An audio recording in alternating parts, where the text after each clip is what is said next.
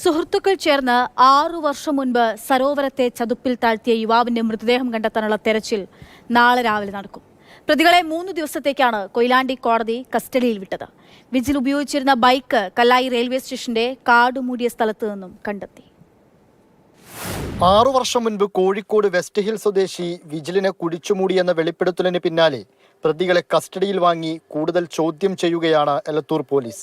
എരഞ്ഞിപ്പാലം സ്വദേശി നിഖിലിനെയും വേങ്ങേരി സ്വദേശി ദീപേഷിനെയും കൊയിലാണ്ടി JFCM കോടതി 3 ദിവസത്തേക്കാണ് കസ്റ്റഡിയിൽ വിട്ടത്.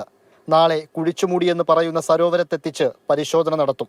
ചതുപ്പിൽ താഴ്ത്തിയ ശേഷം വിജിലിന്റെ ബൈക്ക് കല്ലായി റെയിൽവേ സ്റ്റേഷന് സമീപത്തെ കാടുമൂടിയ സ്ഥലത്ത് പ്രതികൾ ഉപേക്ഷിക്കുകയായിരുന്നു.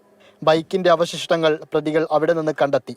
അതേസമയം ഒളിവിലുള്ള പൂവാട്ടുപറമ്പ് സ്വദേശി രഞ്ജിത്തിനെ ഇതുവരെ കണ്ടെത്താനായിട്ടില്ല. നിഖിലിനെയും ദീപേഷിനെയും വിജിലിന്റെ അച്ഛൻ പലതവണ ബന്ധപ്പെടുകയും വിജിലിനെ കുറിച്ച് അന്വേഷിക്കുകയും ചെയ്തിരുന്നു.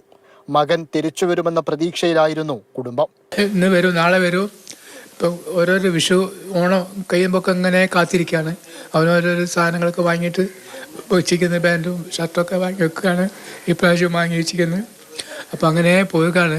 എന്നാലും 3 ദിവസം കഴിഞ്ഞപ്പോൾ പെറ്റീഷൻ കൊടുത്ത് കാണാതായപ്പോൾ അങ്ങനെ സുഹൃത്തുക്കളായ അവരെ വീട്ടിൽ ചെന്നിട്ടും അവരും കൂടി തിരിഞ്ഞു നോക്കിയില്ല.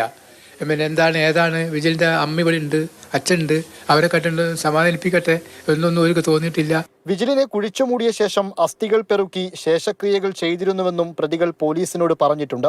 2019 മാർച്ചിലാണ് സരോവരത്ത് മയക്കുമരുന്ന് ഉപയോഗത്തിനിടെ വിജിൽ ബോധരഹിതനാകുന്നത്. വിജിലിനെ ഉപേക്ഷിച്ചു പോയ പ്രതികൾ 2 ദിവസം കഴിഞ്ഞെത്തി ചതുപ്പിൽ താഴ്ത്തുകയായിരുന്നു. മാതൃഭൂമി ന്യൂസ്, കോഴിക്കോട്.